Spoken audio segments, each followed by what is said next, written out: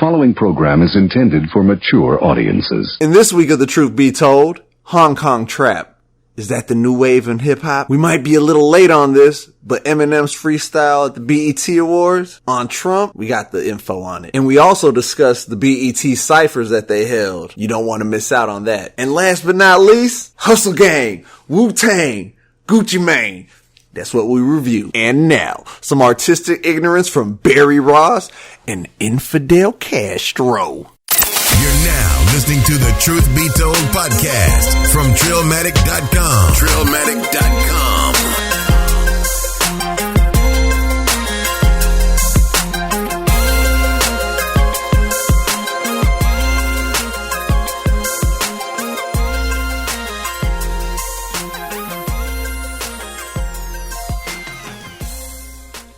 One gotta go. West Coast rap legends. Ice Cube, Snoop, Dre, Pac.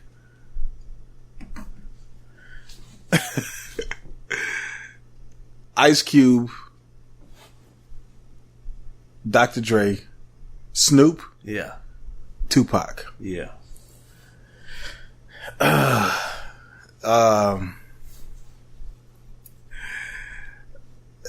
Okay.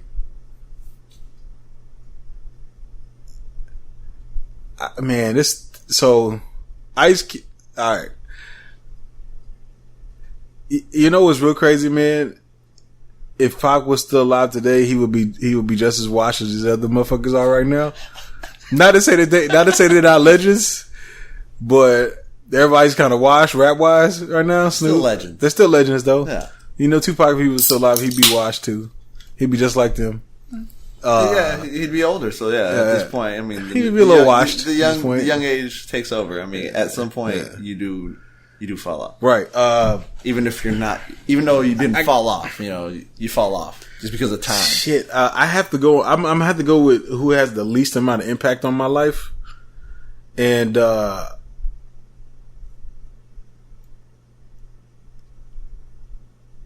gonna have to go with Ice Cube. Ice Cube. I'm gonna have to go with Ice Cube. Ice Cube. Wait, listen. Ice Cube did come out with "Today Was a Good Day," which is OG legend song of all time.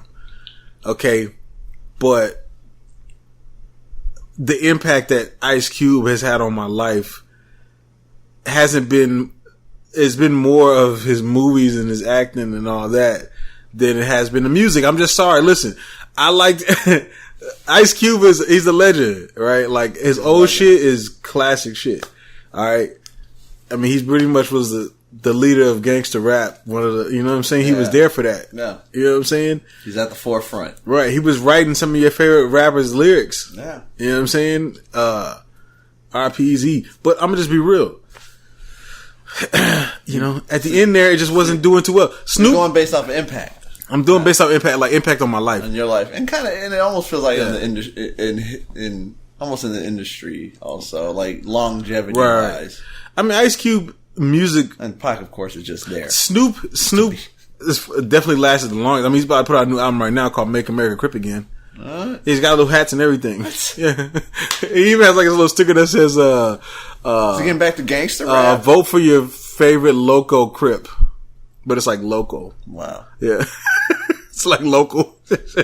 So, Snoop is still out here. You know what I'm saying? He's still out here. And we talk about his career as a whole, longevity wise, it's been a great career. Even like later on when he was in that Sizzle for Nizzle, Madizzle Nizzle, when that shit was, it still was hot. He had an awkward moment.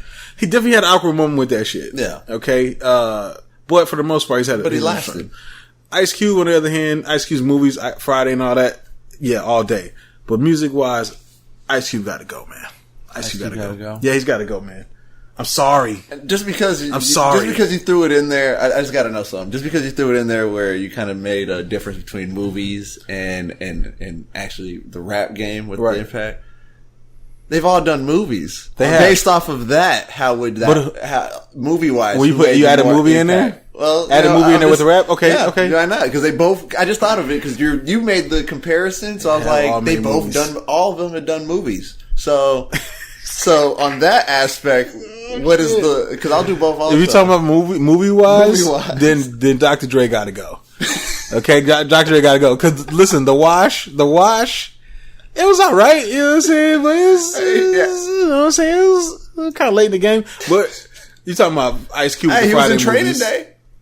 He wasn't training, but here's the thing: you got Ice Cube, in Friday. Yeah, All About the Benjamins, fucking classic. Okay, multiple movies. Huh. Okay, he was Triple X. Are we there yet? Ice Cube, Higher Learning. Are you fucking kidding me? All right, so you got Ice Cube, then you got Snoop, who's done things like, what was the movie where he was like the fucking villain or whatever? He's like Training Day as well. No, he was no, he was in the wheelchair.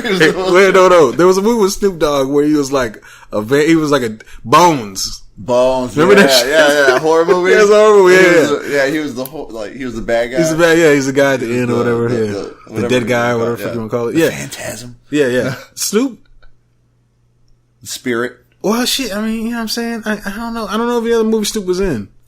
Other movies? Yeah, they just come off the top of my head. He was in Baby Boy. He was a legend in Baby Boy. Cause let me tell you why Snoop Dogg's a legend in movies. Because You're right. I'm gonna tell you what. I almost forgot about that. The scene where Snoop Dogg says, "Oh, I see you built you a fort, homie," and the kid was like, "Yeah." And he kicked down. He's like, "Fuck your fort, Nick." And then the kid was like, "I hate you." He's like, "I hate you too, little nigga. You ain't my son." OG level forever, bruh. You know what I'm saying? Tupac, we know Tupac got legendary movies. He's got Above the Rim. Above the Rim, fucking Juice. Oh my God. You fucking kidding me? Gridlock, Gang Related. Poetic Justice. I mean, right. I think I named them all. What that's pretty much all of them. Yeah, but those had a lot of impact. He was a good actor. A lot of impact. Right. Great but actor. what does Dre got in that? You're right. Yeah, but music wise, Ice Cube, movie wise, definitely Dre got to go. I like how we switched that to the movies. Yeah. Let's hear what you got to say. In the movie, I agree 100%. Right. I might as well not even repeat it because it's the same thing. Yes, definitely the same on the movie. Now, when it comes to the music, I got to hear this. I got to hear this. We know Pac ain't going nowhere. Have you heard Ice Cube's later albums, like the last one and shit? He's still gangster with it. Yeah, but it's not really. It's just not as impactful. No. Listen, Dr. Dre. Listen, impactful. Dr. Dre's Compton album is gonna sound better than Ice Cube's new album if he comes out with one. It's just, I feel like Dr. Dre's, sound like it definitely will. Yeah. Well, Pac's staying in the mix. I know Pac's staying. Pac's there. What about Snoop? We'll get there. Pac's in, off top. Right. And rap game wise, I'm going to have to don't hate me for this. You can't hate me for this. Please don't hate me for this. But Dr. Dre has to go. Oh. Because I'm talking about rap. Music-wise? Music-wise, not producer-wise. Me, I'm thinking of on rap level. So you trying to say because he didn't write his own rhymes? Hell, Ice Cube wrote a lot of them. Well, Eminem wrote them too, and Jay-Z too. Later on. Jay-Z and Eminem did. Later on. So, okay. Now, lyric-wise, I think Dre gotta go. Just because also, I mean, I give the respect to the guys who, because I'm basing it not just off of impact. Right. You base yours off of impact. I'm basing mine also off of, because Dr. Dre has an impact on my life.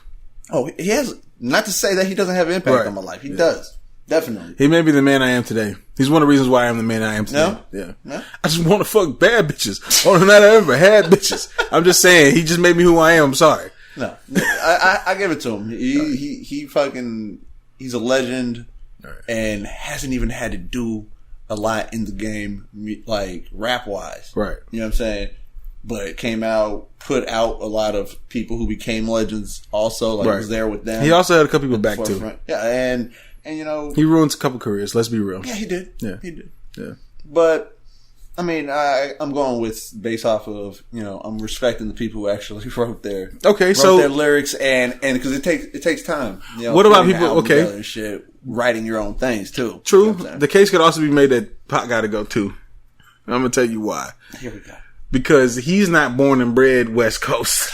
He ain't born and bred West Coast. But he's a West Coast legend. Because he repped West Coast before he died. Listen, if anybody else did that shit, they would fucking boot him out the whole fucking city. That's why he stays. Because who else can do that? No one. Pac. Hey. Pac's a legend in that aspect in itself. You gotta admit that. Right. In that aspect, he's a legend. Hey, listen, I'm just saying. Some people on the West Coast may not be feeling, you know what I'm saying? They might be feeling that this guy that's not really from the West Coast is the West Coast legend. The West Coast legend. Yeah, okay. You know what I'm trying to say?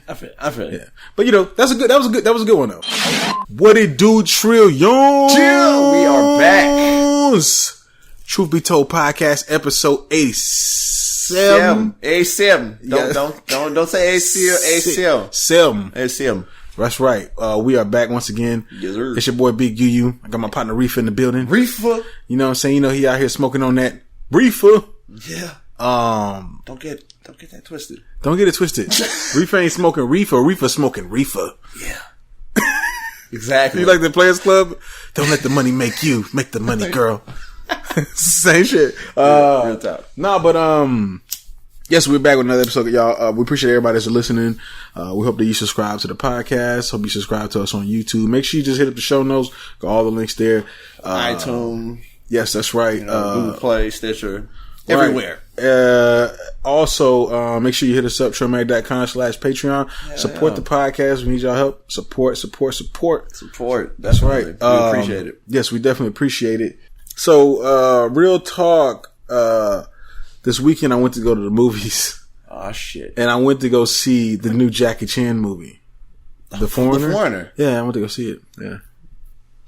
Do tell. Do tell? You didn't want to see it? No. I'm not saying spoil it. Nobody wants you to spoil it. No. But I want you to give me your opinion. Did you wanted. Did you like it? Is he back? Check this out. So everybody wanted to go see the movie, but not everybody went to go see the movie. But everybody just want to see Jackie Chan do some hardcore off the wall shit. Liam Neeson Taken type shit. Yeah. Which he kind of was. Crazy stunt. He does his stunts. Well, I'm going to just say this. There's not as much stunts as I would like. You see what I'm saying? I just wanted more stunts. More? Yes. It's not like his back in the day, you know what I'm saying? Yeah. When he was in his prime. I'm gonna say this. I'm gonna be real with you. There's a couple scenes where Jackie Chan is doing some wild shit, and I'm like, dog, is this motherfucker on the string? Because if he's not, he's too old to be doing that shit.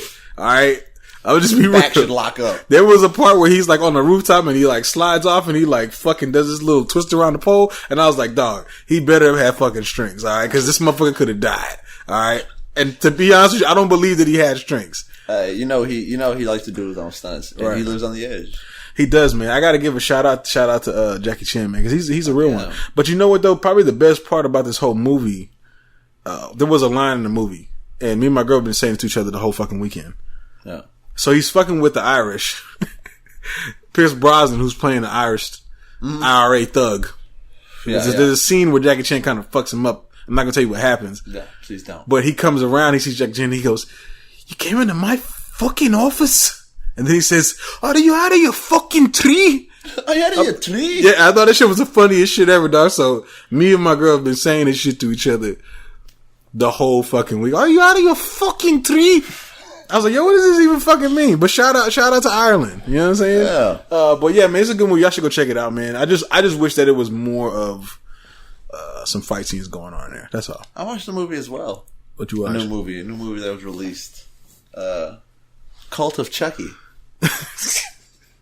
In the Halloween spirit since we're in October. This came out on DVD, huh? It went straight to Netflix. Oh shit! I didn't even heard of this DVD, shit. Blu-ray, whatever. You said DVD. Yeah. Blu-ray. Right, I know, right? New age. 4K. New level. Yeah. Straight to Netflix. Yeah. Well, it was in Netflix already, and I was like, oh shit, it's already in Netflix? Right, well, right. Why not? It's already out on Blu-ray, so why not? So, me and my girl watched it, and you know, my brother and his girl had watched it, I guess, a few days before, but I don't know if they knew if it was on Netflix. They may have watched it off of Cody or something. Right. But still, you know, I found it on there. We watched it. They said they didn't really enjoy it. They said that it wasn't all that. They're like, it was disappointing. Me and my girl went into watching it thinking, is it going to be disappointing? I would expect it to be a little disappointing. That's just my take, though. Well, you have to look at it like this. What is a Chucky movie? A child's play movie. It's more of a Yeah, but over the top type movie. You know what I'm saying? It's it wasn't really like that in the beginning. It kind of got a little wackier near the end there. Yeah. you Well, know what I'm saying? Near around part 3. Like Leprechaun. Or three or four. Part 4. Yeah. Around the... See the Chucky? See Is that when you talking about when it started going wacky? Chucky. Yeah, when he started doing all that shit, I was like, all right, they're getting a little wacky with the shit. You know what I'm saying? It just became more of an entertaining thing than like a scary kind of thing. At least it's still going with that at least a little bit, but it's still, you know, some gruesome kills. I mean, yeah, he fucking still does his thing. Yeah, you know it's gonna be Definitely some does gruesome kills. His thing. Yeah, I enjoyed it personally. I did like it. Me and my girl were like, it wasn't that bad. Like, it wasn't bad. Like, but it wasn't obviously a great movie. Right. Hell, it didn't make it to the theaters. Yeah, but it held its own. You know, right? They're keeping the Chucky spirit alive. Speaking of movies and shit, we just watched the new Black Panther trailer. Oh yes, we did. Oh my goodness. Shit is getting real out here. I'm definitely thinking about growing dreads. So I can be dreaded up for February. This is Black History, but I'm sorry, dog. I gotta get real Negro about it. Are you over there thinking of it because of Michael B. Jordan? How he got his shit? Listen, all the dreads is like, I feel like I'm not in my, you know, are you shaking your dreads right now? I used to, when I had my braids, like loose braids, I used to do that shit. Well, my dad is Jamaican. Yeah. So I feel like I got to. You could embrace it. I haven't had dreads ever in my life. Never embraced it. Yeah, I never embraced that. So. You should. Yeah, I mean, you know what I'm saying? Not? I mean, listen, it's a holiday. Once in your life, you should think, all right, I should do this at least once. Try it out, see how it is. Because at the same point, what are you going to do to get rid of it? Just shave it off and you're going to be back at square back where I'm at? Yeah. Yeah. I don't know. I might like those dreads. I might dye them purple. You might fuck around. Shit, I might become one of these new age rappers, dog. Just like shaking my red and green dreads. You know what I'm saying? Getting it lit. But yeah, no, I really want to see this movie, man. The trailer looked dope, man. The trailer looks phenomenal. Yeah, like, they fucking look like got a good storyline, good fucking effects, good action. I mean, I can't wait to see it. Yeah, no, I was actually surprised by some of the stuff that was happening in the trailer. I was like, oh, okay, they really getting down. You know what I'm saying? Two times the Black Panther. When he's running across the building and he tears a tire out from under the car, I was like, okay, it's getting lit. It's getting real out here. You know what I'm saying? So I can't wait. I can't wait. They to got see some good moves in there and shit, like what they're doing. Right. You know what I'm saying? Like acrobatic shit. Right. You think this movie's gonna get $1 billion, man? Nah. You don't think so? Nah, I don't think it's gonna get that much. It's gonna get a high number. It's gonna be close. Yo. But I don't know if it's gonna hit that. You don't think it's gonna hit $1 billion? It could. All right. There's a chance. There's a chance, but there's an extremely strong chance. Yeah, there's a good chance, but there's also been other movies that had a good chance, and then if for some reason it just slips through. Like what? Like what? Marvel related. Did Civil War hit $1 billion? I'm pretty sure it did. Okay. By now it probably did. Right. It probably did. Well, on that note, yes, it will hit $1 billion because it doesn't have Listen, to hit Avengers $1 billion. hit like... It doesn't have to hit $1 billion immediately. Right. So eventually it will get there. I know it will. I think it probably hit $1 billion. It will. If it doesn't, it's going to definitely get in like 700-800 close. million. Yeah, it's going to get pretty close. Yeah, it's going to get close. It might do better. I think at least 750. I think it might do better than Batman vs Superman did. I think it will too, just because people shit on DC. Right. You know? Yeah. Hey, we're gonna see. It is what it is. You know, fuck it. Yeah. No, I mean, I just like to see when he was like, "I've seen spaceships, I've seen aliens coming out of the sky, the Chitauri, but I've never seen no shit like this." Yeah, you know. And you know, they kind of Negroes on a whole nother level. The way they go in and they kind of like, they go through like a force field type thing and it lets them in. Right. It reminds me of like the Mascara with DC where like this hidden area. The Amazons are on a hidden island where you by chance have to go through their force field to all of a sudden be like, oh shit. Right. What the fuck? Where'd this come from? So. Y'all ain't ready. Yeah. Shout out to Michael B. Jordan though. This week in Boom Trap. Your boys. This is more of like a whole culture that I'm talking about right now. Do your boys. Your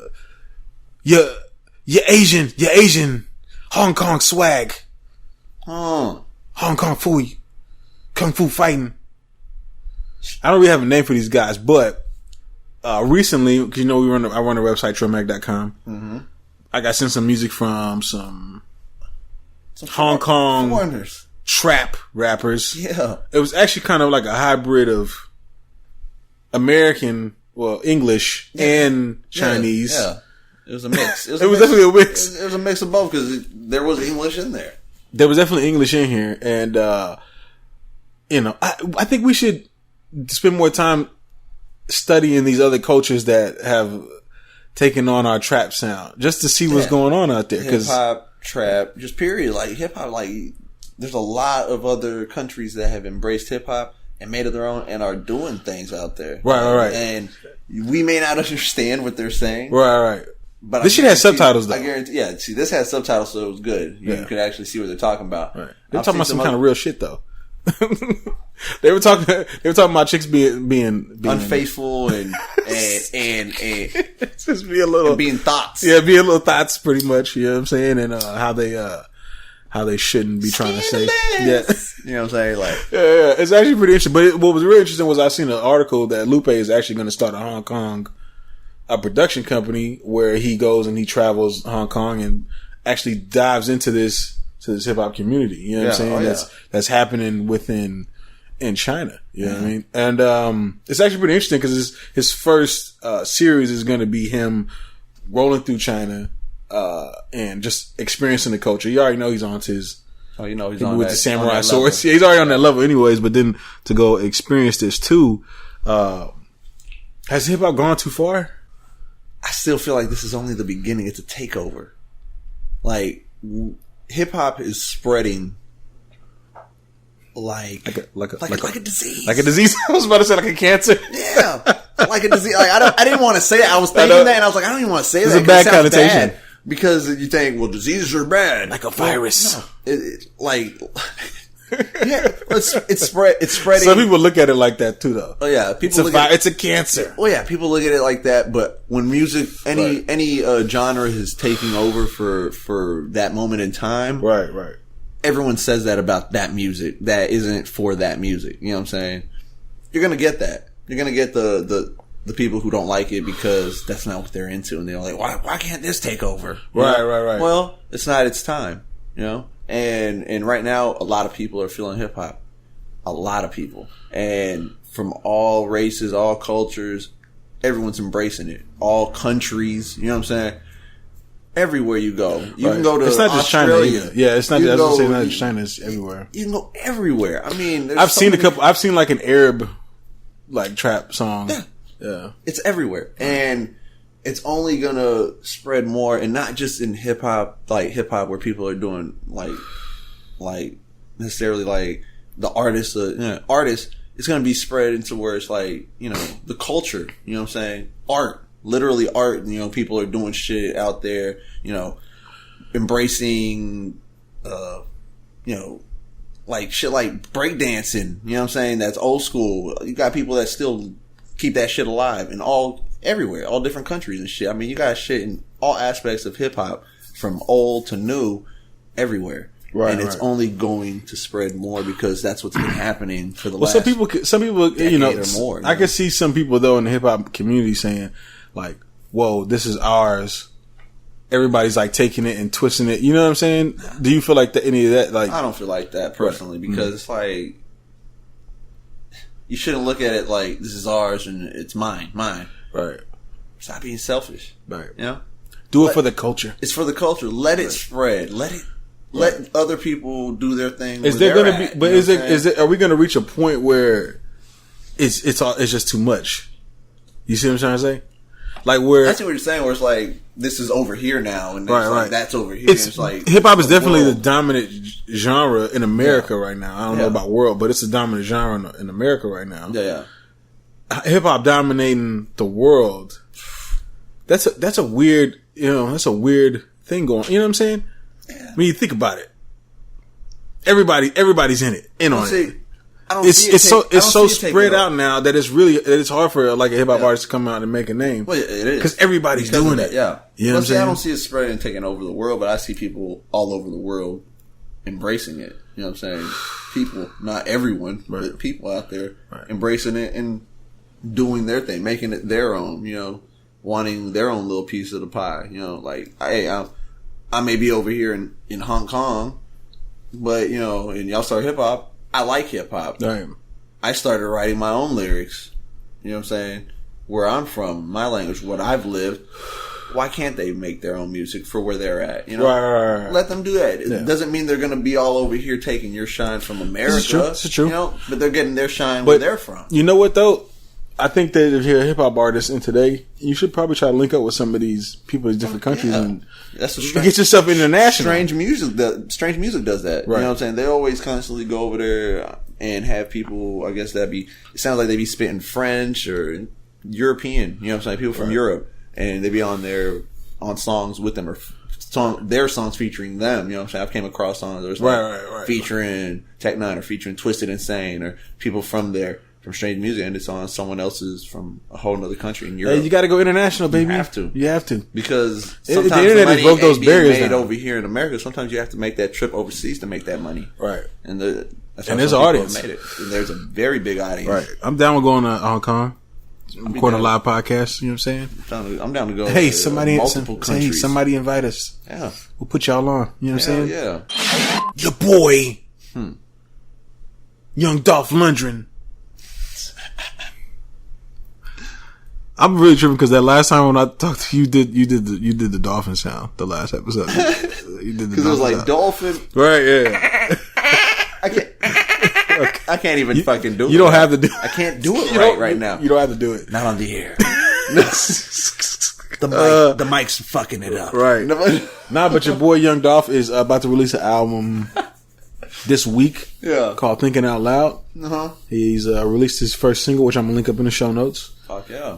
While you're here, he's basically kind of saying you need to do all these things while you're here because you never know your last day. So this sounds like it's gonna be a introspective Young Dolph. Okay. But my question is, what do we think about introspective Young Dolph? And is this the point that takes Young Dolph from point A, which is I guess he's kind of underground. He's known mainstream, but he's not really mainstream success. His bubble ain't popped. Yeah, like Katy Perry doesn't want to feature him on a song yet. Yeah.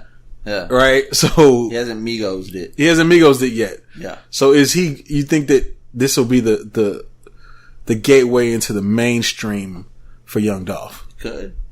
It definitely could, but we also have to see how it is, because is this the Young Dolph we know? Is this the Young Dolph that we're used to? Are we actually going to hear something that we're like, who the fuck is this? What happened to Young Dolph? Right. Oh, that's a very good question. I mean, I could see him. I mean, I do not see him losing his touch with trying to get to that next level. Right. I don't see him losing his touch. I just see him, you know what I'm saying, maybe catching a few people off guard because they're like, oh shit. Right. I didn't see that coming. Like that's more mainstream sounding, or you know. Right. And that type of shit gets people into that mainstream where they get the features from like the Katy Perry or you know,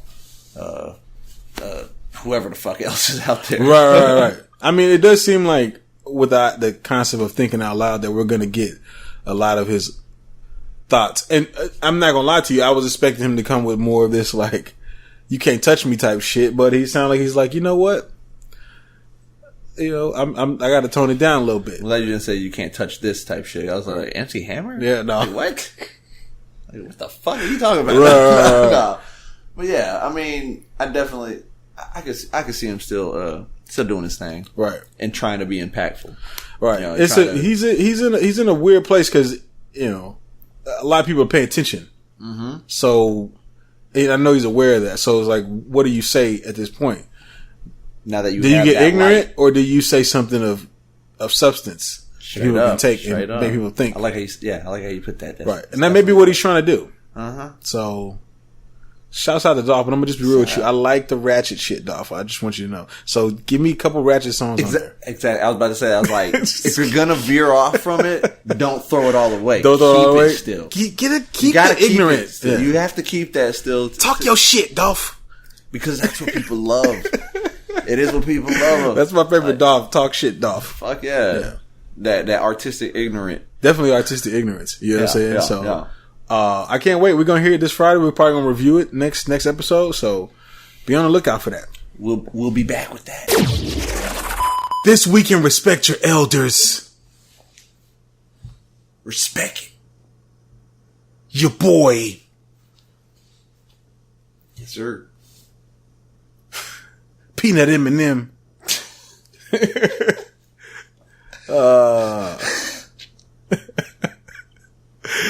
Oh shit! God. Your boy Marshall Mathers, all right, took the world by storm. This is kind of old news. This is literally like literally 100 years has passed in internet time. Everyone knows. Everyone's talked. Yeah, but we haven't talked because we put out that shit came out right after we put out the podcast. Really right fucking after this shit happens. Shit happens. Shit always happens, dog. We're never like right there when it fucking. You know what I'm saying? Reconsider our day. Yeah, we might have to change our day for real, straight up. But your boy Eminem has basically taken the world by storm with his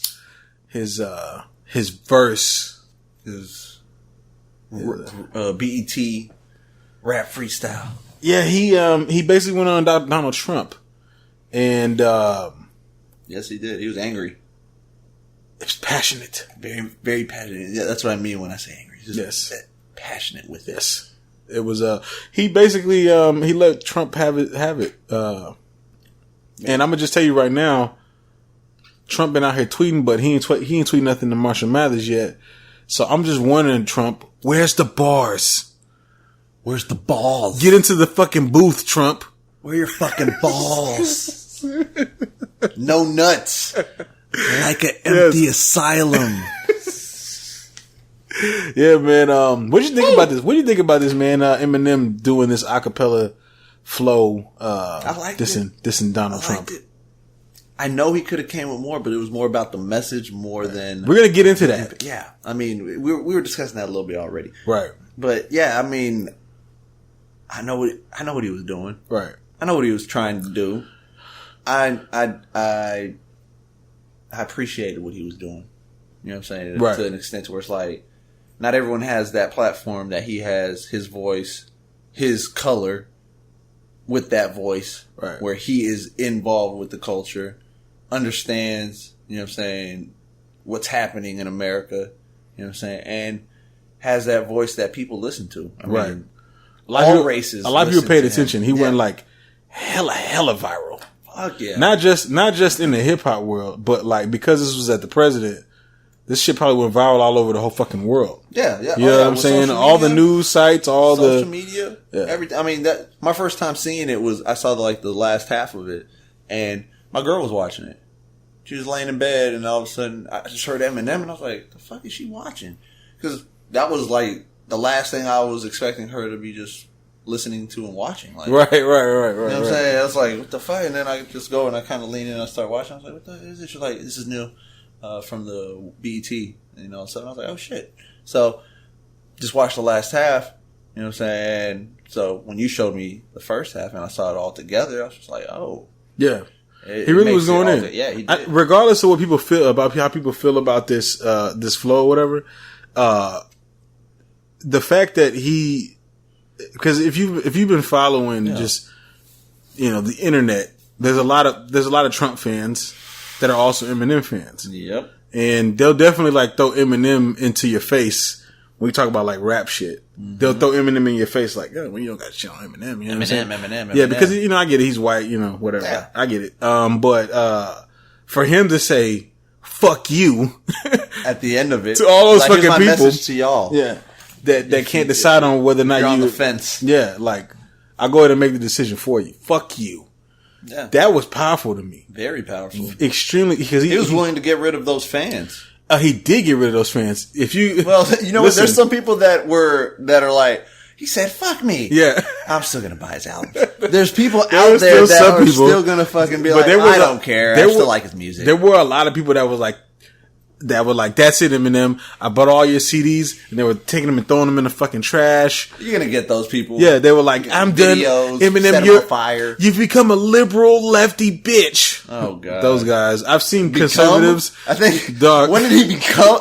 Was he ever on the other side? I don't know. I don't think he was over here on the other side. He never was. I don't think he ever was. He never was. Where the fuck was your brain at? If you're saying that. Oh yeah, those fans. Because I've seen like the tweets. If you just go like on Twitter, you do a search for like Eminem lost a fan, Just do a search for that. Oh, it's the funniest shit. That. Yeah, it's the funniest shit in the world. It's just people that, you know, they're huge fans of Eminem. The only rap that they've ever gotten was from Eminem. Yeah. And now he says that. He says, fuck you to them. And they're hurt. They're heartbroken. Hurt. Like, why? Why? If you wouldn't have said that, Bruh, I'd still enjoy you. A conservative I'd let it slide. fucking weirdo write a rhyme, never rhymed in his life, write a rhyme to try to diss Eminem back. Oh my God. And put it like, he put the shit, I was like, nah, these fucking people tripping. He really got him out here wilding. Like, well, I'll write a diss track. Yeah. One of the things that kind of upset me too, man, is like Keith Olbermann, who's like, I know him from like, he's a news guy or whatever. He came out and was like, this is like the best political rap ever, all this shit. And it's like, dog, are you fucking kidding me? Nothing against Eminem. Yeah, that wasn't the best. But like, bruh, motherfuckers have been rapping political shit since day fucking one. You haven't heard a Dead Prez album? That's what I'm saying. Have you not heard a Dead Prez album? If you think that's go to the Dead Prez Revolutionary but Gangsta and then come back and talk to me, Keith Olbermann. Go listen to all the Public Enemy's fucking. Yeah. Like, what are y'all saying? Go listen to Tupac. Yeah, come on. Even Jay-Z's last album, man. You know what I'm saying? Exactly. Or Nas, like, there's so much shit that people say, and it's like, all right. That's another thing people get like kind of upset about. It's like, okay, we've been saying this shit, and then all of a sudden Eminem says, and it's like, now it's the greatest of all time. It's like, what the fuck? What about all this shit that happened before? You know what I'm saying? That unfortunately, that's how it is. Right. Unfortunately, because, and the thing is, Eminem probably knows that. Oh yeah, of course he knows that. Eminem took that platform because he's like, you know, no one's been hearing everyone else talking about it. I'm going to try. And I'm going to see where I get with it. I'm going to see what happens. Why not? Or he just basically knew, he was like, they're going to listen to me. Let me just fucking say some shit. Right. And see what happens, because stir the pot up a little bit, because fucking, that's what Eminem does for one thing. And another thing, yeah, that's what he does. I mean, that's what Eminem does, but another thing is like, we haven't got that from Eminem in a minute.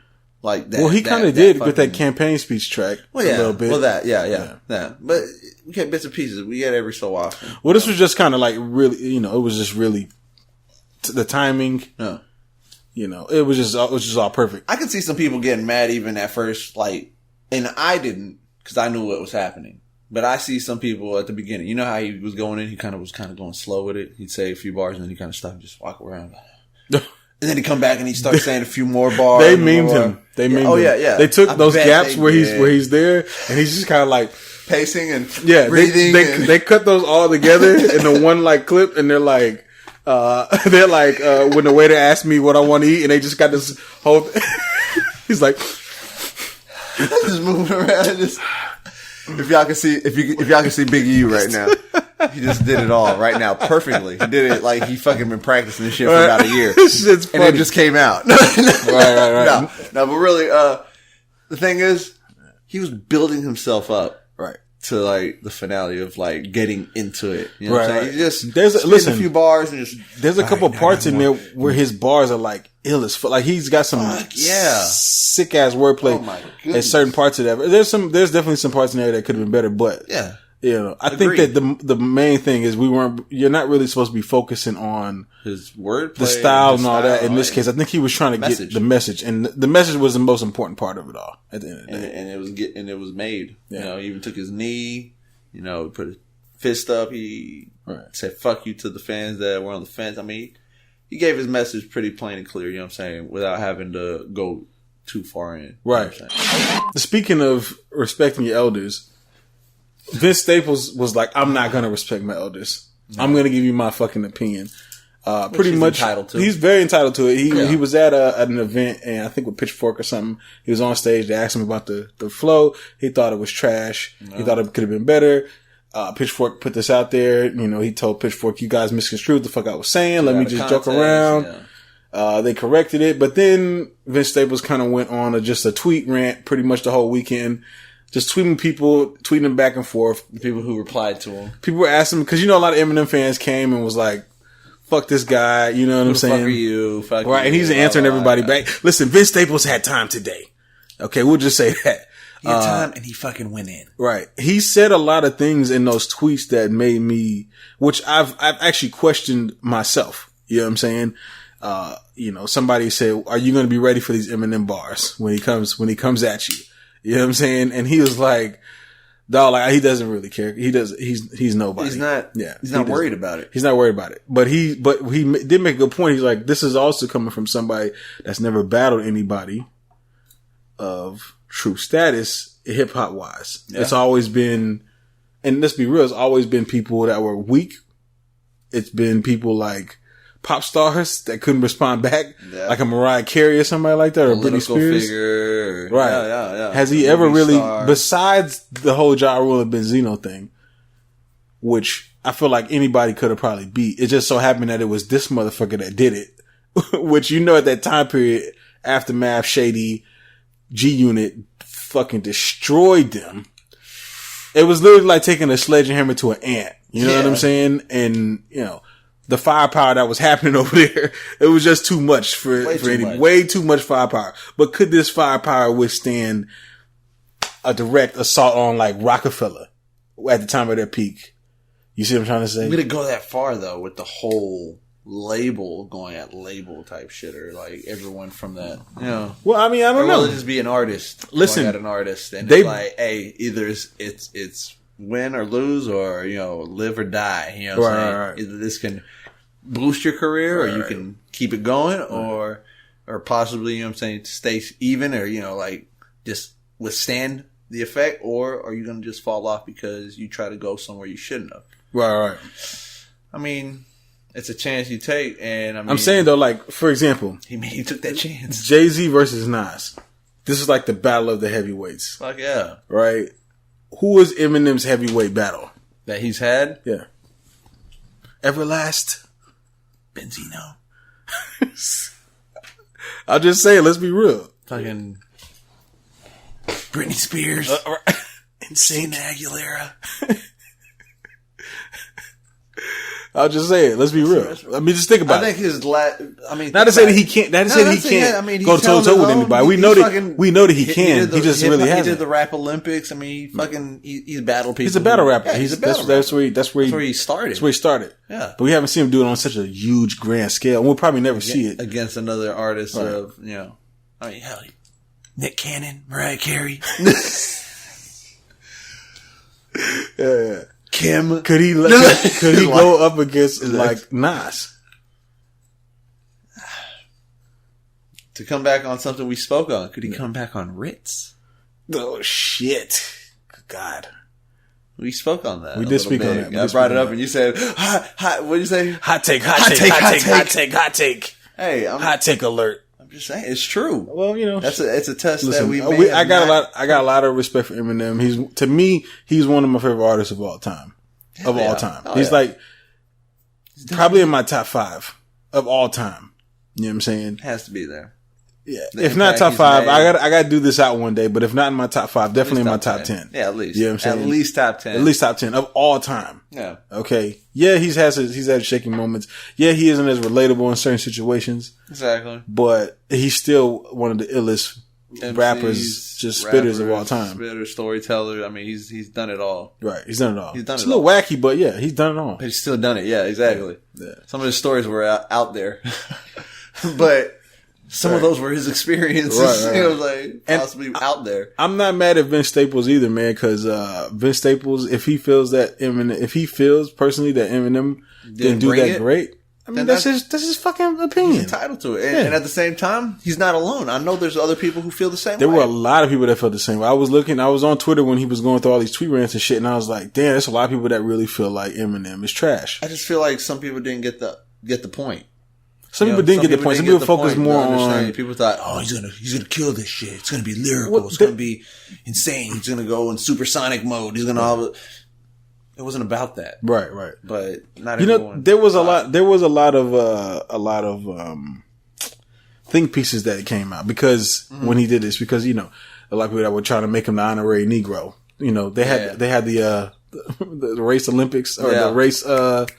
The Chappelle shit? The Chappelle shit where they were trying to get rid of Eminem. They're trying to get Eminem and get rid of Tiger Woods. Yeah. Right? So there was a lot of that going on that happened. And there were people that wrote think pieces that was like, he should not get the honorary Negro badge, which is fine. I get it. But you're still diluting the message the fact that he went up there and said, fuck all of these fans that support me and Trump because they support Trump. That's a very strong line to do and to alienate a whole crowd of people that buy him as his fans. Yeah. That's strong. He's willing to do that shit for, you know what I'm saying, for the people. Not many artists would do that. Hell no. Because they want their fans. They want shut the their fuck money. up and get their money. They're like, I'm not going to get political because that can separate half my fans from me. Right. You know, Eminem said, I'm going to take that stand. Right. I'll do it. I'm willing. Right. He's fucking had his time for so long. He's made his money. At this point, he's like, I don't give a fuck.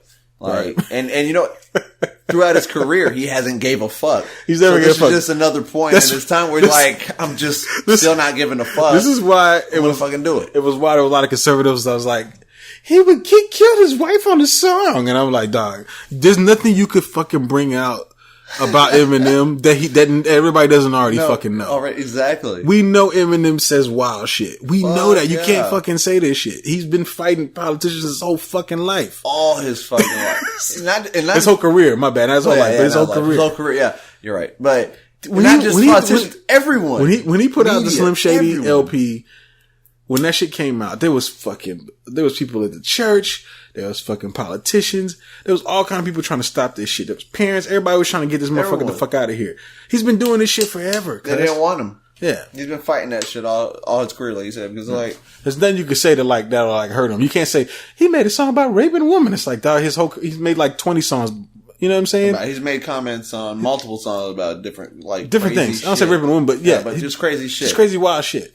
A lot of it was in the let's be real. A lot of this shit, a lot of shit that he said back then wouldn't fucking fly at all today. Fuck no, dog. Yeah, that's why he was lucky to be out when he was before social media and groups that were against it. Like, I mean, he struggled. That's the thing. He struggled with a lot of people that were against him and then religious, hate groups. You know what I'm saying? Everything that they felt that he was, you know, shaming people, whatever. He was against, like, gay people, all that shit. Yeah, he did everything. Yeah, he fought all that shit, and if he would have went through it now with those and with how it is now, shit, he would have fucking. He possibly wouldn't have had the career he has now if he would have came out at this time. Right. You know, like he would have possibly just got thrown out the way they were trying to at that point, but they just couldn't do it. Now they possibly would be able to if someone would say the things that he said in that time. Now, you know, a lot of shit that I grew up off of wouldn't fly now. I literally heard DMX talk about the first few rhymes in his song on his album "Flesh of My Flesh, Blood of My Blood." He says, "I got blood on my hands because there's no remorse. I got blood on my dick because I fucked the corpse." Okay. This is the shit that I grew up off of. So when people say this shit, that album. That's a fucking fantastic album. I'm gonna just be real. So horrible to say right after, but I love that. It's a great album. DMX. Okay, Jesus, you gotta find. It's a great album. It is. But yeah, man. But shout out to Eminem, man. Listen, y'all, just if you didn't like the flows, you feel like Vince Staples, that's cool. Just remember that the message was the main thing in all this. Focus on the message, not read the lyrics and shit. You know what I mean? Yeah, exactly. And if you don't think he brought it, I agree. He didn't because it wasn't about that. Right. So get over it. It wasn't. This weekend for the culture, for the hip hop culture, since we're talking about BT and the Cyphers. Yeah. Your boys, pluralized. Some are grown man bizoids, some are young boy bizoids. Some of them are new age bizoids. The BT Cyphers hit the scene. We've watched all of them. Oh man. It's like 4, right? There was 4. Yeah. I'm just gonna start off and say this. 5 with Eminem's. Definitely 5 with Eminem's. I'll definitely say this though. Yeah. BT Cyphers are definitely better than the double XL Cyphers. Yeah! Hands down. Hands down. Right. I will say that some of the guys in the double XL Cyphers make better music overall. At the end of the day. Yeah. Right. But the rhymes and the beats and, you know what I'm saying? Like, BT definitely keeps it hip hop. They put it DJ Premier. DJ Premier back there. Sprite. Obey your thirst. Sprite's been down with hip hop since the beginning, Since day one. Remember that old commercial they had where they had like, it was like animated and it was like kind of like Voltron? Yeah. Had like Big Pun. Hell yeah. You know what I'm saying? Yeah, I think Missy, yeah. Fat Joe. I think Fat Joe was it? Was it Fat Joe or was it Big Pun? I know it was Big Pun. Yeah, it was Big Pun. I have to go look those commercials up, but those are lit. Still. Yeah. Man, but Spice been there since day one, so. You should link those commercials. I'm definitely gonna link them up. Yeah, you should link these those little youngsters. so people can see that and be like, man, I'm probably Spice been there. Listen, I'm probably gonna find them on fucking YouTube, and they're gonna be blurry as fuck because we didn't have HD back then. Yeah, it's so shitty. So fuck it. 240p. Yeah, fuck it. Yeah, 120p. Before HD, that lets you know 48p. The struggle. Right, the blur. It was the struggle. The pixelation. Yeah. We're gonna link those up. But yeah, man, you know, who do you think had the best verse out of the Cypher? Hands down, Cypher the Prince. I think Cypher the Prince had the best verse too. The best verse. I think he had the best verse too. In the whole Cypher. He did. He really did. And it sucks because he never really gets a lot of recognition. But every time that you see him somewhere, he smashes shit. The Grey Poupon shit. That Grey Poupon line was fire. Man. Yeah, that was a fire. It's not. Shout out to the Sci-Hi. Yeah, shout out to Sci-Hi. I can't wait to see the album drop. Yeah, I'm fucking enticed after that whole freestyle. That shit, the way you put it. There were a couple of people that floated on there that kind of hyped themselves up, but they were okay. Yeah, it wasn't as much. It wasn't. There was a whole group. That whole group with Ski Mask. And that whole group, like, they went in, but they didn't go in. Yeah, they were kind of short. Like 12 bars, 8 bars and stuff. It was like that. As long as it needed to be, and then they fucking were so hyped. There was the one guy from the Bronx who I thought had some bars. Yeah, I can't remember his name because that was the first time I'd ever seen him. Oh, you talking about Hugo? Was that his name? Yeah, that was his name. Juice. Okay, he had the hat on his head. He's like Hugo. Hugo. Whatever. Yeah, okay. Hugo means juice in Spanish. Okay. See, you learn. Listen, y'all learn something new every day. You need some Hugo? Hey, all right. You need some juice. Spanish lessons by Truth Be Told podcast. Yeah, I got you. Right. Nah, but he had bars. I thought he was pretty decent. I think he at least top 5 out of those. Yeah, top 3. He might be top 3. Top 3. He might have top 3. I think he might have been the third. Yeah, I think My Son had a dope verse too because he kind of did the same thing Eminem did, but he did it like on a different level. Like I feel like he was I don't think he really came to drop bars. He came to drop knowledge. Sure. He came like he was number 2 for me. My Son. Yeah. Okay. That was number. Might have to put him up there too. I think. Yeah. I mean that fool went in. Right. That fool went in. Belly went in too though. Belly went in too. It's I think. It's look, you changed your third. No. Change your top 3 out. No. I think it's a tie for third. With you guys just tie third up? Yeah. Belly made with that third. So Sci-Hi, Belly, the guy from the Bronx.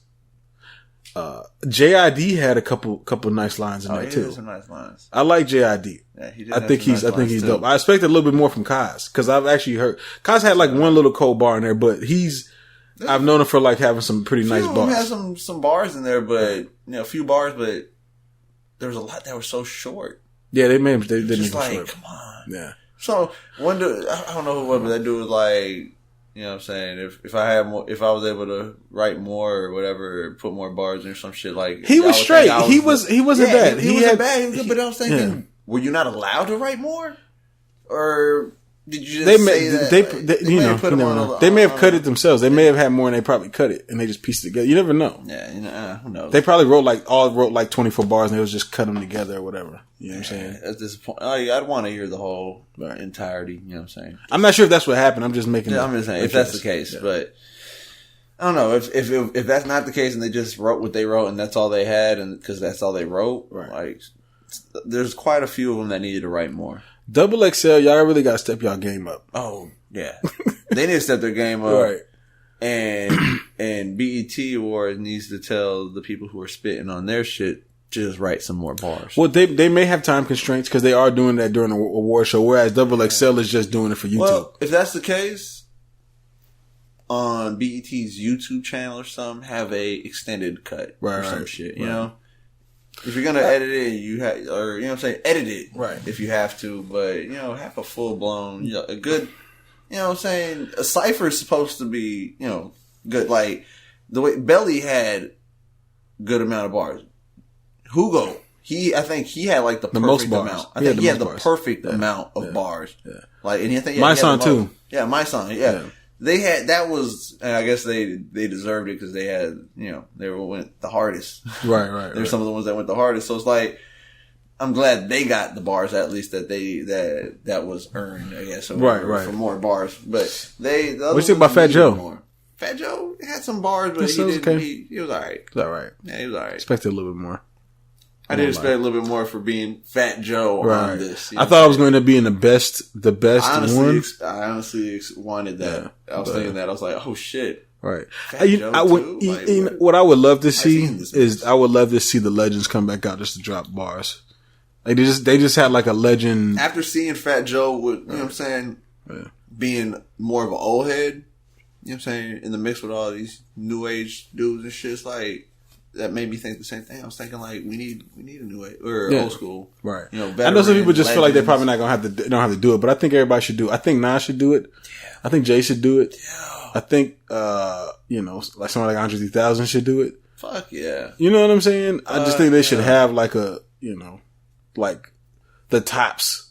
Fuck yeah. I believe Kendrick. Put T.I. on that motherfucker. T.I. Fuck yeah. Have all the top level artists that, you know what I'm saying, that are gonna fucking produce some shit. Right. Bring some shit. That, you know what I'm saying? That would be fire. That would be fire. BT, holla at us. We'll make this happen. We have the ideas. Right. Come on. Oh yeah, and also, by the way, shout out to Big Crit, man, for listening to our podcast. Shout out to Big Crit. Hey. I don't know if you know this, Big Crit, but we opened for you. Oh yeah, we sure did, yo. Yeah, we opened for Big Crit, y'all. We didn't talk about that on that episode that he heard. We did it, about it, and I was thinking, we actually opened for you. We did open it for him in San Antonio. Yeah. Think he remembers us? Possibly not. If we don't, then I gotta swing hands on him. I throw hands on him. Now he ain't gonna listen no more. He's like, well, fuck you, nigga. Fuck you, yeah, fuck you. No, I'm like, no, really don't. Shout out to Crit, though, man. Nah, shout out to Crit. And, you know what I'm saying? What happened? You listened. I'm just throwing that out there. Yeah, he listened. Yeah. Oh, we appreciate that. I'm happy with that, man. Yeah. You know what I'm saying? So, and you know what I'm saying? The reason we know he listened is because there was the reply. The thank you. There was a thing. It was like he was like, finally somebody fucking gets it. Straight up. I mean, we understand. Right, we do understand. That shit was artistic. Right. You know what I'm saying? Cover all that shit. Right. Can't wait to hear more from Big Crit. Can't wait. It's time, motherfucker. Oh, shit. It's time for the reviews. Nah, man. Your boys. Oh, shit. Because we got a lot of your boys going on here. There is, so it's like, I'm lost. Where are we? Which one are we on? We're going to take it to the south. Oh. To the mean streets of Atlanta. Yeah, I know where we're at. Hustle gang. Hustle gang. They ain't been out in 3 years. That's the last time they dropped it? 2014. Is that one with the Indian on the cover? Yep. Yeah, that's the last one I heard. And the one before that was 2013. Right. Which one was that one? I've heard them all. It was another Indian. It was the first Get On or Die or something. Oh, yeah. It was the Get Dough or Die. Yeah, there you go. Get Dough or Die. There you go. Yeah, that's what it was. Yeah, that's what it was. Yes, y'all. T.I. and Hustle Gang has released their latest album compilation. Yeah. With a new squad. We want smoke. Yeah. Boys don't want no smoke, but they want smoke. On that note, I'm about to get some smoke in right now. Right. I have my thoughts on this, but I would like to hear Riffa's thoughts on this. We talked about T.I. recently about does he have the same impact that he had in the past, which we both agreed that he doesn't. No disrespect to him and what he's got going on. But we deduced that it was because he doesn't have the same major label backing that he used to have. Yeah. And I still stand by that. Well, but I do eat my words on thinking that he may not be as impactful verbally in the way he be doing shit. Right. Because he came with it. He did come with it. He came with it. Like, T.I. fucking wasn't messing around when he was spitting his verses. Right. It was like, oh, I'm going to spit some fire. Right. And that's what he did. What do you think of It's the king Hustle Gang as a whole? I like the squad. Right. It's not a bad squad. It's a good squad right there. Like, got B.O.B. Saying Young Dro. Got Dro. Trade the Truth. Trade the Truth. Side note, I gotta go ahead and hit you with the hot take. Oh, hot take alert. Now here we go. I honestly felt like Trade the Truth had the best verses on the album. And I'm trying not to be biased because I'm from Texas. Okay? We from Texas, but I'm trying to be biased. Man. But every song that had Trade the Truth on it, when Trey came in, he killed it. He shut it down. That's just my personal opinion. Oh, I agree. Right. I agree. Which is pretty strange because coming from Texas, you don't really hear people get that kind of play as far as like people respecting you word wise. Yeah. Raps wise. You know, maybe people like Camille there, Bun B, people like that. But for the most part, you don't really get people saying, oh man, he was the illest nigga on the song or whatever. You know what I'm saying? Yeah. I felt like Trade the Truth kind of stood out. He stood out. Over everybody. That's just my personal take. And I will have to say, B.O.B. had some hot verses too. B.O.B. did too. He had some hot fucking verses. Right. I was just like, okay, you trying to stand out. Right. And yeah, there was a few verses that he still like on the tracks that not necessarily Trade the Truth was on there. But if Trade the Truth wasn't on there and B.O.B. was, it was B.O.B. Right. It was the standout. Absolutely. You know what I'm saying? Like, he basically was, on the other tracks that Trade the Truth was on, he was that Trade the Truth. He was B.O.B. and vice versa. Right. You know what I'm saying? Trade the Truth was that B.O.B. on that track, and B.O.B. was not. Like, they both were shutting shit down. Right. I mean, both of them. So what about some of the newer guys? Some of the newer guys, there was actually a few of them dudes that were bringing it. Right. Like, they had some hot verses where I was like, oh, shit. Like, nice wordplay. Right. Like, I don't know who you are, but oh shit, maybe I should know, you know, like there was a few times I thought like, who the fuck is this? And I went back and I looked at the track, read the name, and I was like, okay.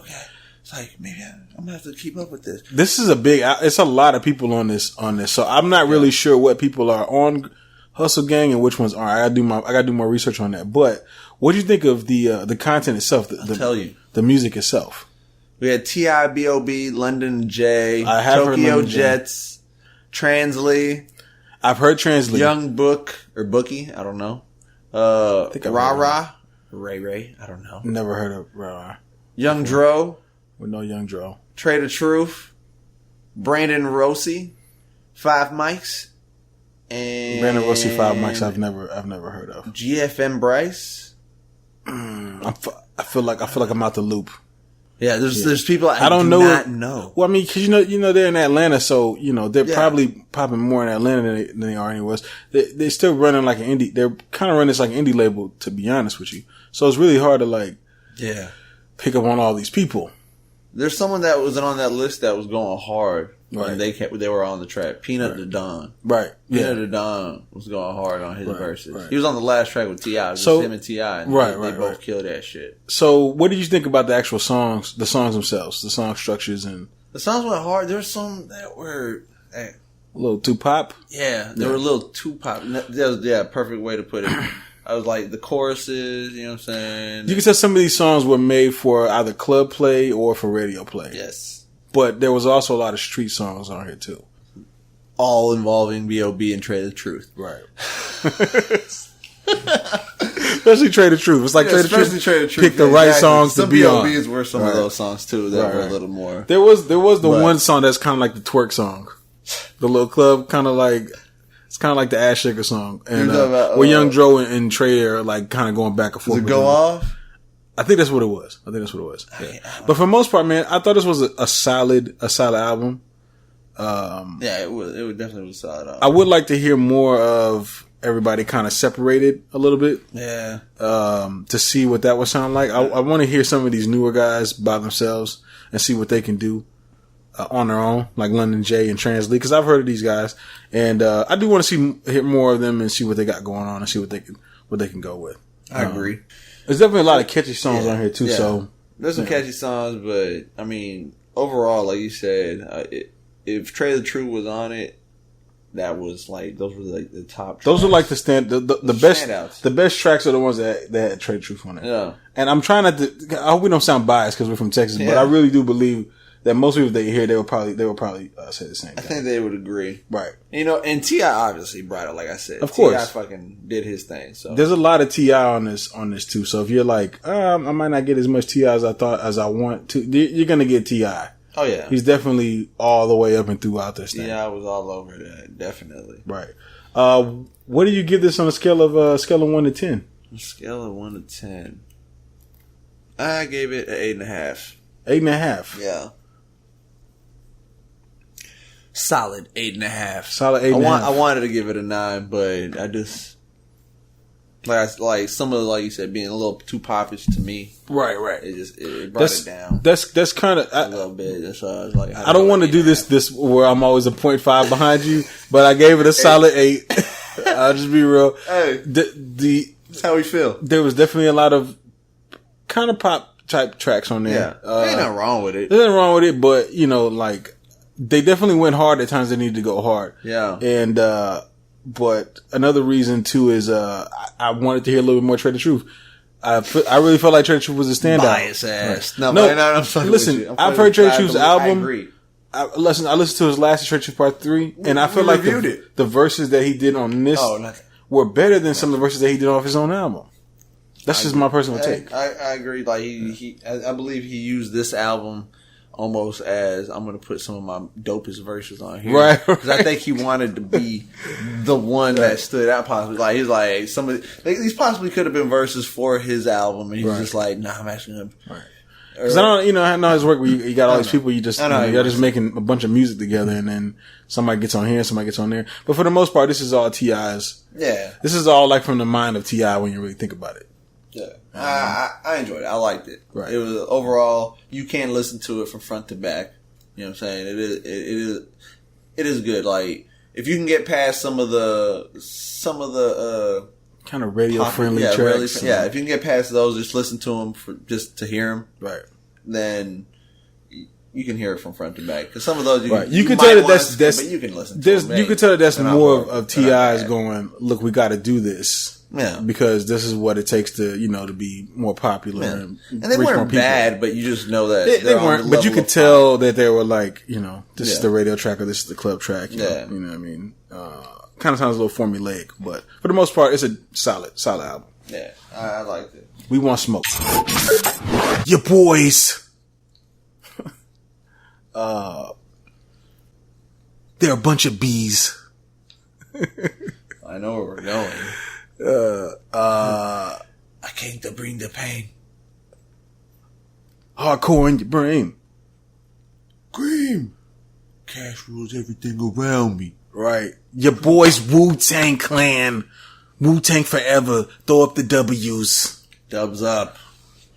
Killer Bees. They've come out with their new album. The saga continues. The saga continues. Yes. This is a very filled out album. Yeah. Yeah, and brings you back to why you love Wu-Tang. They definitely didn't stray from their sound. Classic Wu-Tang. Yeah. The skits. Right. The beats. Right. RZA coming in and just kind of dropping knowledge. Yeah, just talking. Yeah. You know what I'm saying? Oh my goodness. This was I was actually expecting this to be weaker. This is actually way better than I thought it was going to be. I haven't heard the last few Wu-Tang albums as a whole. Like, so you didn't get to hear Wu Block? No. I didn't listen to those albums. D Block and Wu-Tang. From the beginning to the end. No. I may have heard a track from there or two. Maybe not, maybe none. Right. Yeah. There's a few that are like that, and it's like, I'm glad that if I'm going to come back to a Wu-Tang album, it's an album that I can be like, you didn't skip a beat. Right. Like, there's possibly a few albums in there, I don't know, I haven't heard them, that I might have been disappointed, or I'm like, it's not the same, or, I don't know. Right. But from what I hear, my speculation is that they didn't skip a beat through any of it, because I liked this one, like I liked the last full Wu-Tang album that I listened to, which one was it? The The one after Triumph. Oh damn, that's a long time ago. A long fucking time. I haven't heard a whole Wu-Tang album since then. What the fuck is wrong with you? I'm slipping. They are the culture. They are. They fucking are. Especially with the whole fuking Shaolin. Wu-Tang forever. And like, man. Wu-Tang Financial. Right. Bitcoin. No. I mean, not to say that I haven't listened to Wu-Tang. Right. You but just I haven't listened listened to the whole project. Whole albums. Well, like full projects. I haven't. This album, I mean, you know, it's not gonna, you can't call this the greatest album. Nah. It's definitely not, but it's definitely a strong, solid album. It is a solid album. If you like the East Coast kind of vibes, that's all there. When people say, man, it's real hip hop, it's not, it's East Coast just fell off. No, it's not. They did the shit. They got the beats, the samples are there. Riz is doing it. Well, I think most of the production is held by, what's his name? Mathematics? Mathematics. No, most of the production, I got you, bro. Right. Which it's, you know, it sounds like classic. Oh yeah. Wu-Tang shit. So that second track, the first track, like full track, like it had that, like that sample from their old shit. Right. You know what I'm saying? And there you could hear it. I was like, oh shit. I was like, I'm in for some good ass Wu-Tang. That's how I felt from the get-go. So Redman's definitely here a couple times. Well, Redman's he's an honorary Wu-Tang. He's always been. He is. Like he's Method Man's right hand man, and vice versa. He's definitely popping up here and there. Yeah. There was a song which I think it was just Method Man. Oh. It was. What was that track called? I think it was called the Fly Navigation. If Time Is Money. Yeah. He killed that shit, man. Shit's fire. Destroyed it. Killed that shit. And hell, even when there's that Hood Go Bang, where it's just Red and Meth, right, just that duo right there in itself. I was like, oh shit. I do got one gripe. Gripe. What's your gripe? It's with a Method Man bar. So there's a bar in there where he was like, might even take the R out of brother. Why bother? And I didn't understand the line. I mean, I get it. Like you take the R out of a brother, it's bother. Yeah. Right? Like, why? I get that. I got the end of the punchline. I didn't get the setup. Yeah, okay. Like, what is the R in the brother? You see what I'm trying to say? I didn't get it. That was just the only line. I was like, really, I literally tried, I played it like 10 times. I was like, what am I missing here? Yeah. You know what I'm saying? Yeah. Was he just saying this to be saying this? Because it was just kind of a cool thing to say, but it didn't really make any sense. Yeah. Might even take the R, the brother. Why bother? And I was like, what's the R in the brother? Is it like R like a pirate? Right? You're taking the R out of him, so he's not like, you're taking the R out of him like he's R. You're taking the R out of him? That's what I was wondering. I was like, what does this mean? Were you looking too deep into it? No, to break it down to me. Listen, I listen to everything, bro. I just feel like, the why bother? Like, listen, I listen to 21 Savage say, "I'm single like a Pringle," and I think about what you said. When is a Pringle ever single, nigga? It's not single. So what does this mean? I feel you. So the same thing happened with this Method Man line. Might even take the R to brother. Why bother? I went to Genius. I was like, maybe I'm missing something. I went to Rap Genius. I think it's the bother part. I get the bother part. I get that. I think that's what it is. I think that's the whole point of it. But what do you mean take the R out of brother? Are you just talking about the word itself? Because the way he said it was, I even take the R, like he was talking about the purses. Yeah, it was like, might even take the R out of brother. Why bother? Because if there was something that attached R to a brother in this rhyme over here, then the line is cold as fuck. No. It's one of the coldest lines I ever heard.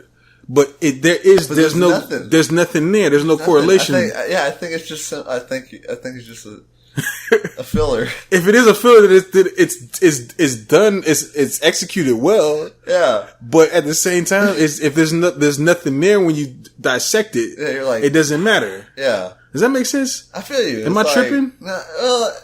Like I said, maybe. Am I being a little too hard? Looking a little too deep into it. No, I'm not, bro. I listen to Lupe Fiasco. I'm not looking too deep into it. Okay. We're talking about Method Man. We're talking about Method Man. All right. So he has a lot of lines in here. Does it get as deep as like when he said listen, when Method Man says call me dollars. I don't change. I get all of his lines. I love him. Okay. I get all of his lines. I love him. I love when he spits. Method Man's a legend to me. No. This bar though, it's bothering you. It bothered the fuck out of me because it didn't bother. Why bother? But it's bothering you. I had to throw that in there. Right. I'm just saying. Yeah. I'm just saying. That was my only gripe with it. Like, where's out of the whole album? That was your only gripe? That was my only gripe with this whole album. The only gripe. So this should be like a 9.5 for you. Maybe. We'll get to that. It feels like. We'll get to that. It's what I feel. But you thought this was a good album though. No, did you have any gripes with the album? I personally did not have any gripes. So you trying to make it like I'm a fucking weirdo. All right. No. I feel what you're saying, but right. No. I mean, overall, I felt like this was, to me, it wasn't like you said. It wasn't like the hardest Wu-Tang. It wasn't like, oh, this is the best Wu-Tang album ever. Right. No, it wasn't. But it does hold up to Wu-Tang standards. Wait. We're gonna see. We're about to get this cut off of YouTube. Wait. Hold up. We cutting this? Or are we playing this? Okay, bam, right here. Yeah. Top shotter, Don Donna, rhyme proper. Might even take the R out of brother. Why bother? What is he talking about? He said rhyme proper. So I was like, okay, rhyme proper. Is he saying might even take the R out of brother? Why bother? Are we taking the R as in rhyme out of her brother? You know what I'm trying to say? Yeah. Alright. Cause that's what I'm trying to say. Is it getting deep? That's what I'm saying. That's what I don't know. And you can't find nothing. I've done my context clues. I'm a rapper at heart, bro. So you know I listen to. I know you. You know we MCs. I went back to the rock scholar. Call me dollars, I don't change. I'm a rock waller. Diamond collar with gold bangs. Yep, a top shotter. Don Donna, rhyme proper. Might even take the R out of brother. Why bother? Mike on Halloween. I mean, I'm clearly a monster. Okay, the bars on here was tight, but just that one bar, I'm just like, what's going on here? Was it just too simple for you? If that's all he meant, just the bother and brother. Yeah, because then if it is, it's like it could have been like way more colder. If it is that simple, right? Like you just want to take the R out of the word brother, and just make the song bother. You know what I'm saying? And do that. Then I guess okay, cool, whatever. You know what I'm saying? Yeah. But I mean, I've heard people do that. I heard Lupe do it better. Yeah, I hear you. Yeah. Like, he don't even bother, like, Brother Without the Aura, that was, I heard Lupe do that on Hurt Me So, right? It's already been done. Right, so, but that made sense, right? I'm just trying to figure out what's going on. If I put this on YouTube and there's like a Method Man fan, they're gonna be like, fuck this guy, but I'm just being for real. I feel you. I fucks with Method Man, I'm just saying. I feel you. Like, right. I didn't look at it like that until you brought it up. I'm listening. So I feel you. I'm fucking listening, bro. I'm listening too, but I didn't catch that like you. You got like some people got bird's eye view, you got bird's ear view. Bro, I fucking do. I'm listening to everything, and it's happening in real time for me. I'm listening, I'm breaking it down like, oh, that was cold. But see, you also like to let it be known, to let the truth be known. You've heard these albums a couple times. I hear these albums once. Like I said, it may be why so you don't catch everything. That's why I don't catch everything possibly. But I caught that the first time I heard it. I was like, wait a minute, what's that? My girl thought I was tripping too. She was like, you're just tripping. Why are you tripping? I'm like, no, I feel you. Like some of those, like I've caught things later that I didn't hear the first time where I'm like, that don't make sense. Doesn't really make sense. Doesn't make sense, or maybe it's like that shit didn't come out right. Right. Like, what does that mean? Oh, yeah. It doesn't even make sense or whatever. Like, yeah. Shay, listen, if anybody listening and they're a Wu-Tang fan, they feel like I'm fucking tripping, I just want y'all to know I'm a big Wu-Tang fan. I'm a big Method Man fan. Oh, yeah. I love Method Man. I've been listening. He's put on for the culture big time. Bruh.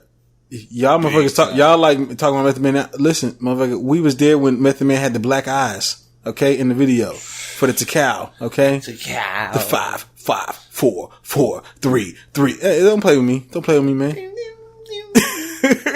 Right. No, so I even had Tikal 2000. I'm about that shit. The wrong song, but yeah. I did a different song. All right. So let's get to the rating, man. We've been on this for a little too long now. Yeah, ranting. Ranting. What do you give this on a scale of 1 to 10? Or 9.5? I gave it the 9.5 first. That's why I said that. I'm gonna give it. I gave it the 9.5 because like Why didn't you give it a 10? Why didn't I give it a 10? Yeah. I didn't give it the 10 because I didn't get an anthem song with everyone on it. Like, you know that's not gonna happen anymore, right? Well, I don't know. Beefing? I don't know if Some they're of them or beefing. something, I don't think or- they're beefing, but just Like everyone, you get that's tired still of doing there, certain things. You know what I'm saying? just Like they've done these one things before. But one track in every album, that should be mandatory. I know Hypnotize, Yeah, but like they- 3 6 Mafia and all that. They've always done that. A posse song. Okay, Everyone No is Limit the did it squad. too, but at the No same Limit. time, but at the same time, no. To me, it don't get old because it's everyone. To you, it don't get old, but to them doing it, they're probably like, "Fuck." They hate doing songs together. They might not want to be. They might not want to do a posse cut all the time. When you drop an album once a year, you don't want to. It's like one song a year. That's not doing it all the time. These are dudes that they've toured together. Hell yeah. They slept in the same hotel rooms. They probably fucked some of the same bitches together. Yeah. They smoked the same weed. Yeah. They've been through everything together. So you're saying they're not friends anymore on that level? No, Like, I don't they're think just it's that. I just think tired that of you it? get no. I just think that at a certain point, things can become old, and it might just be an old thing to them. I don't know. I don't see how that would get old personally. But if that got old to them, then I guess it did. But Right. I wanted that personally. That's what kept them from getting attention. They might not be inspired by that anymore, though. But you wanted a posse cut. That's I what wanted, kept you I from wanted getting like another triumph. Right. Like I wanted a triumph where it has whoever's still with us. You know what I'm saying? I can see what you're To saying. be on Maybe, track. maybe a Triumph You don't- 2K17. And you don't have to fucking do it in the same room the same time. You don't have to be there at the same No, time. you don't. You can We- just make a track and send it in and like add your verse to the whole thing. I think it comes down to inspiration at the end of the day. Yeah, You know what I'm possibly saying? does, but that's the only Who knows? thing They that probably did record it and they probably put it together. And they probably didn't think it sounded good. To me, and they that's probably cut it from the album. That's the only thing that kept them from getting a 10 from me. 'Cause I would have gave them a 10 if I got like a Triumph, exactly like a Triumph 2017. If I would have got that, I would have fucking been like, Okay, yes. I give this album a 9.9. I likes that. I gave it a 9.9. That. That could have been my status because of that. The other 1/10 is because of that. You son of That bar that's bothering me, dog. I was being for real. that one bar. It's just like a. That one bar. It's like when you're like brushing your hair and that one hair that kind of sticks up and you can't get it to lay down. You know what I'm saying? To be honest, I could have probably gave him a 9.9 just because of that one song. Also, it could have been on that. Right. But I'm going by 0.5. Right. You went ahead and I'm being a dick. You remember I used to be like, it's between this. It's a 9. I stopped doing that, and now you want to bring it back. I'm being a dick. You're being a dick. I'm going to start doing it. Shout out again. to Wu-Tang. All It was definitely a solid album. It definitely had the vibes. I love Sean Price's verse. R.I.P. to him. I love Chris Rivers. Chris Rivers is on there. Goodness. I love the features. Congratulations for doing getting on Wu-Tang. Yeah. Being on Wu-Tang album. Yeah, Congratulations to Chris Rivers. Yeah, it was cool hearing Redman. You know, Redman is legend. He's one of my favorite rappers of all time. He's a fucking legend. He taught me how to like write a punchline. He taught his flow taught me that when I was. He's one of the masters of punchline. Yeah. He's definitely. When I was young, that's where I figured out how to make an actual punchline. I was listening to Redman. So shout out to the Wu, man. Shout out to the Wu-Tang. The saga does fucking continue. The last review. Oh shit. Your boy. Brr. Named himself after LaFleur.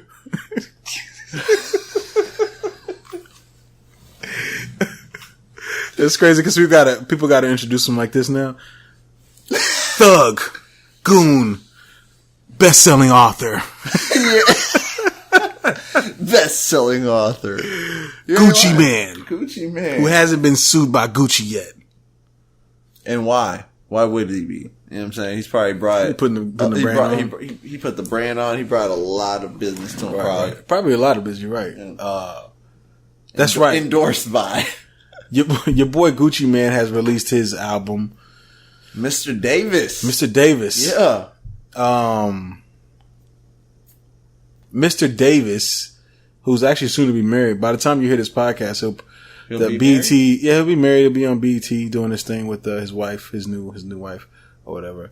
You know, did you see his proposal at the basketball game? He proposed at the NBA game. He didn't get on one knee because he was like, "Dog, wearing this all white. I'm not getting on one knee." Really? He a G for life, bro. He stays. Bro, he's a fucking goon. He's a goon. You stand? Yeah. You know, here's something else that's funny. Sit? Let me tell you how much influence he has. So this guy was on Twitter and he posted a screenshot of Gucci Mane, and Gucci Mane had blocked him. And he's like, yo, why the fuck did Gucci Mane block me? And somebody else retweeted and said, I don't know why he blocked your ass, but I'm about to block your ass too, because Gucci's never wrong. So everybody started blocking this dude on Twitter. This dude got blocked by like probably thousands of people because Gucci blocked him. Ultimate hate. Immediate hate. Like, fuck you. Yeah, they just blocked this dude for no fucking reason. Hey, you make the wrong comment and anger the wrong person that has a following, you will be hated as much as they hate you. Right. By everyone. Listen, I got blocked by Angela Yee, so it's all good. But yeah, man, Gucci Mane's new album. I blocked you. I actually blocked you as well. What'd you think of this new Gucci Mane Mr. Davis album, man? What are your thoughts? I thought that this shit was Gucci. It's Gucci. So it's Gucci. Yeah. It's Gucci Mane. It's a solid album. It is a solid album. It wasn't top Gucci Mane. Right. It wasn't his best album. I wouldn't say that, oh, this is his greatest shit that he's put together. It isn't his greatest shit he put together. This is definitely a pretty good album. But it is a good album. It's up there. Right. It's not his greatest. It's probably arguable, though. He's released a lot of mixtapes over the past year, a lot of EPs and stuff. Yeah. And this definitely sounds like a more like a bigger Gucci Mane. And like a successful Gucci Mane. He was spitting some real shit, yeah. Right. He was spitting some shit that, you know what I'm saying, that obviously shit that he's gone through. Right. You know what I'm saying? He was speaking on some shit. He was actually saying some names that I was like, you name dropping people, it seems like. Right. Like, I was like, oh shit. Like, with some of the, you know, implications and things. Right. He was in a lot of shit. Oh, yeah, definitely. I mean, he beat some charges, like, some real charges. Some real ass charges that you do not want. Right. Murder charges. Some people can't, most people don't get past that. And he made it past it. These beats on here were fucking amazing. Production was phenomenal. Yeah. I think that shit was fucking fire. It was some good beats on it. One of my favorite tracks. He always has some dope ass beats. He does. He always do. Like, he didn't. So on that note, he did not disappoint. No, he definitely didn't disappoint with these beats. These beats were high level, what you would expect from a Gucci Mane album. Yeah. At its highest level as far as beats goes. One of my favorite tracks is The Stun Ain't Nothing. The beat on there with was banging. The one with Slim Jimmy. Oh, Slim Jimmy killed that shit. They killed that shit. Yeah. Killed that shit. Yeah. I was like, come out with an album. I want to review it. Well, see, it's funny too because a lot of people will you know, they look at the other guy, I can't think his name right now for shit right now. They look at the other guy as a star of the group because he can put together these hooks and all that. But I don't think we should just let Slim Jimmy slide to the wayside like that. If Old Dude drops a solo album, Slim Jimmy's going to drop an album, and I think Slim Jimmy's album will probably be more fire than the other guy. I can't think of his name right now for some odd reason. So it's a duo. Yeah, Ray Sherman is a duo. Oh, you're talking about Slim Jimmy is. Shit, you're right. Yeah, he's the dark skinned one. That shit went way over my head. Right. Some Ray Sherman. Yeah. I can't think of the other guy's name for that. I can't think of his name right now for shit. I don't know why I can't think of it. But anyways, that was a hot ass song. The one with Young Dolph. That was a hot ass song. Yeah. Sway Lee. That's his name. That's his name. Sway Lee. Yeah. Right. It's a hard song. He showed out. That's probably one of my top favorite songs on there. The one with Slim Jimmy. Yeah. So a lot of the features on there, he got a lot of features on his album. He's got Big Sean. We've heard the song with Nicki Minaj where she was kind of throwing shots at Remy Ma. Ty Dolla $ign, which is actually a hot ass song. That is. That's gonna be a radio hit. I already know it. The Weeknd's on here. Definitely. Migos, which that's a song that's been on the radio. Yeah, Schoolboy Q, which that was actually something I wasn't expecting. I wasn't expecting that. So shout out to Schoolboy Q. And you know what I thought was actually a hot track? The track with Chris Brown. The track with Chris Brown was hot too. There was a track that was on here that I wasn't really feeling as much, and I think it was the one with Monica. I wasn't really feeling that song as much. To me, I honestly felt like that was one of the weaker songs. One of the weaker songs from the whole album. Yeah. I mean, he had A$AP Rocky on there. Right. Rico Love. Right. I mean, he had some good names on there. Like, people were featured and shit. But, yeah, the Monica one out of all of them was the weakest feature. Right. It really was. But, I mean, not to say that it was a bad song. It just wasn't, to me, it didn't really fit with the rest of the album. Yeah, it really didn't. You know, it does sound like a more triumphant Gucci Mane on that song, but I wasn't trying to hear triumphant Gucci Mane. I was not to say nothing against his success or anything like that, because I'm actually extremely happy for Gucci Mane's success. But I do like a lot of the other songs a lot more on here. He had some good ass tracks on here. So you thought that I kind of felt like he was getting a little more personal. I kind of felt like he was letting everybody in a little bit. Yeah, on some of his thoughts. He opened up. Yeah, he opened up on here. It was almost like he was in therapy. Yeah, it kind of was. And we were, you know what I'm saying, the doctor. You know what I'm saying? He was laying down and he was just like, we're like, so Gucci. So tell us what happened. Tell us your life. Tell us what happened in Atlanta. You for coming up. Yes. I got my brother on it. He was just giving us the game. It's just some real ass shit. Like, it's the only nigga I can really trust. Right. You know? So that's some real ass shit. Right. Shout out to Gucci Mane. He was spending some shit that I really like this album. Right. Like I enjoyed all the albums we reviewed this week. Right, I did too. It was another a winter week. This is, you know, what's real crazy though. Like, weeks. It's so crazy because these albums that we reviewed the T.I. and the Hustle Game, we reviewed Wu-Tang, we reviewed Gucci Mane. Most people don't listen to these three albums. Yeah, the people that listen to Wu-Tang are not fucking listening to Gucci Mane. Yeah, and vice versa. You see what I'm trying to say? Yeah, I feel you. We're a strange breed. But I will say this: that's a strange breed. On a scale of 1 to 10, I give this Gucci Mane album. I give it a solid 9. Solid 9? Solid 9. I'm with you on that. That's exactly what I was going to give it. A 9? Exactly what I'm going to give it. I am giving it that. So I was with you on that. I thought you were going to ask me and I was going to be 9 and then you started saying, I was like, okay. And then you said 9, I was like, yeah. My number. Because I can't be let people think you sway my numbers. Yeah, you know what I'm saying? People are going to think you swayed mine. Well, we got the. But no, I was giving it a 9. It's definitely, it's up there. Right. I mean, it is a good album. Solid front to back. Even with that Monica album track that we were talking about. Solid. It's a solid track. There's a lot of, listen, the beats on here, banging. They bang. Fuck yeah. They great bang. production. The bass, they bang, bro. Yeah. They bang. Trust me, I had it in my whip. Right. Trust me. These songs sound big too. They don't sound like small. They sound big, if that makes sense. Which I know that's kind of what he was going for, but from what I've been hearing from him in the past year, these sound like he saved the best for last. Oh yeah. If that makes sense. See, like, his mixtapes were working up to this. Right. And that's why he gets a 9. That's why he gets an A.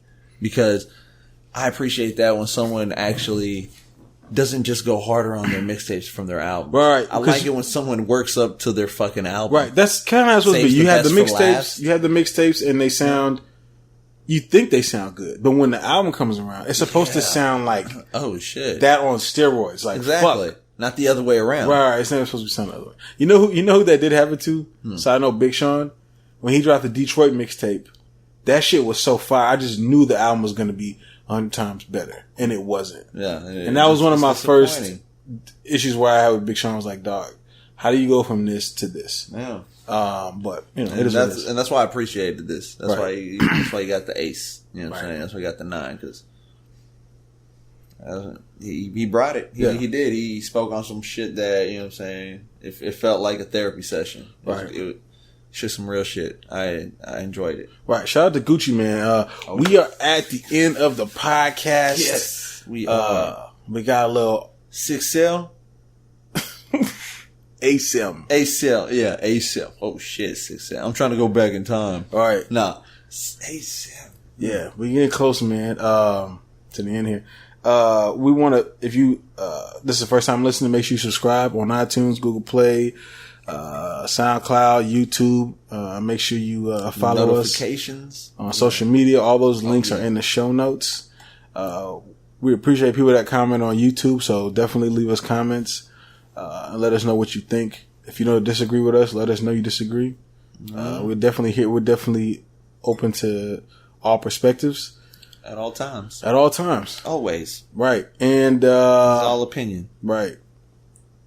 So we gonna be up out this thing. Know what I'm saying? Know what I'm talking about? Deuces. Yeah.